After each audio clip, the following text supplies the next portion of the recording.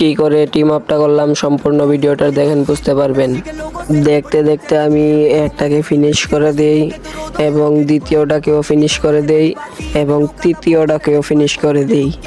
Rank match 3টা এনিমিকে মেরে ফেললাম। এই যে 4 নম্বর এনিমিটা আমার সঙ্গে টিম আপ করে, তারপর আমিও টিম আপ করি। টিম আপ করতে করতে অনেক দূরে চলে যায়। এখানে আসার পর একটা প্লেয়ার আমাকে গাড়িতে মেরে ফেলে। এখন দুইটা প্লেয়ার, কোনটা আমার টিম আপ প্লেয়ারটা আর কোনটা আমি বুঝতেছি না। একটাকে দিয়ে দিলাম আর একটাকে ফুল কিল। যে প্লেয়ারটা আমার সঙ্গে টিম আপ করছিল ওই প্লেয়ারটা নক ডিমিটি দিয়ে রিভাইভ নিয়ে নিয়েছে।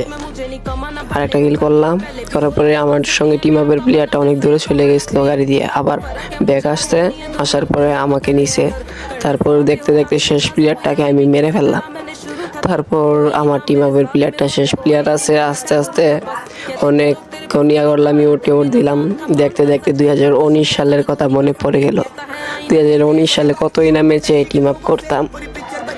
তারপর ওকে আমার গ্রুপে আনি অনেক কষ্ট করে ভাই অ্যাড দিছিল, তারপর ধরে অনেক কষ্ট করে আনলাম। দেখেন ভাইটিকে।